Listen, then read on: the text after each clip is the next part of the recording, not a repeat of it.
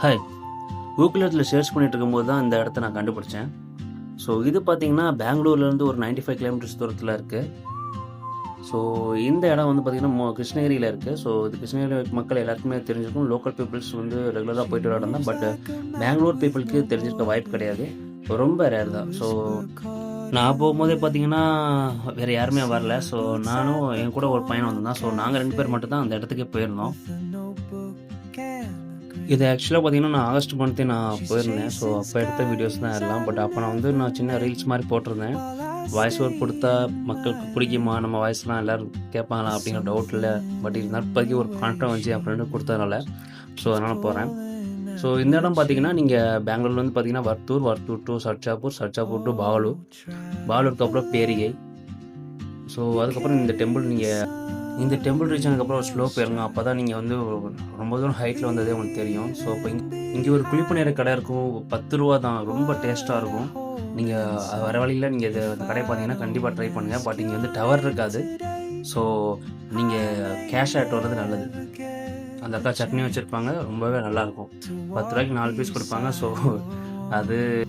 So actually பார்த்தீங்கன்னா நல்லா அடுப்பில் பண்ணதுனால கொஞ்சம் ரொம்ப டேஸ்ட்டாகவும் அந்த ஸ்மெல்லே கொஞ்சம் ஆர்கானிக்காக இருந்துச்சு. அப்புறம் மறுபடியும் நாங்கள் குப்பம் நோக்கி போக ஆரம்பிச்சிட்டோம்.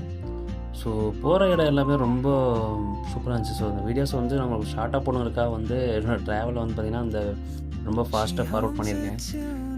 வீடியோவும் உங்களுக்கு நான் போடுறேன். அதுக்கப்புறம் ஒரு வழியாக நம்ம ஸ்பாட்டுக்கு ரீச் ஆகிட்டோம். ஸோ அந்த ஸ்பாட் பார்த்திங்கன்னா அன்றைக்கி நம்ம போன நேரம் அங்கே ஒரு ஃபெஸ்டிவல் அங்கே டெம்பிளில். ஸோ அதுதான் பேஸு, நம்ம ட்ரெக்கிங் ஸ்டார்ட் பண்ணுறதுக்கான பேஸே அது. ஸோ ஃபெஸ்டிவல் நிறைய க்ரௌட் இருந்துச்சு. நாங்கள் அந்த மேலே இருக்கக்கூடிய அந்த ஸ்பாட்டுக்கு போகிறதுக்கு எப்படி போகணுன்னு கேட்குறோம். அங்கே யாருக்குமே தெரியலை. இங்கிட்டு போகணுப்பா நான் ஊருக்கு புதுசுப்பா அப்படின்னாங்க. ஸோ சரி இங்கே வருது ஃபெஸ்டிவல் ஒரு டேட்டில் வந்துட்டு ஒரு க்ரௌடாக இருக்குமோ அப்படின்னு நினச்சி ரொம்ப பயமாக தான் இருந்துச்சு. ஃபஸ்ட்டு க்ரௌட் இல்லாத ப்ளேஸ் போகிறது தான் எனக்கு பிடிக்கும். ஸோ க்ரௌட் இருக்கிற இடத்துல போகக்கூடாதுங்க. பட் நல்ல வேலை யாருமே வரல. ஸோ நாங்கள் 2 பேர் மட்டும்தான். நானும் எனக்கு ஒரு கேமராமேன் நான் கூட்டிகிட்டு போயிருந்தேன். ஸோ அது என் ஃப்ரெண்டு தமிழ் தான்.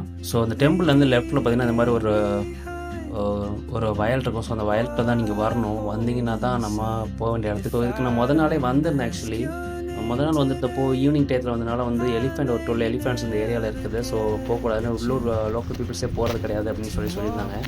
ஸோ அவங்க அட்வைஸை கேட்டுக்கிட்டு நான் மறுபடியும் அகைன் மறுநாள் வந்து மார்னிங் ஏர்லியாகவே வந்து என் ஃப்ரெண்டை போயிட்டு வந்துட்டேன். அது வந்து டாப்பில் இருக்குல்ல, அங்கே தான் நம்ம போக போகிறோம். ஸோ இது ஒரு பெரிய வீடியோ தான். ஸோ அடுத்தடுத்த வீடியோஸில் பாட்டாக நான் போடுறேன். கன்வின்ஸாக பாருங்கள், கொஞ்சம் சப்போர்ட் பண்ணுங்கள். ஏதாவது குறை இருந்தாலும் சொல்லுங்கள். நான்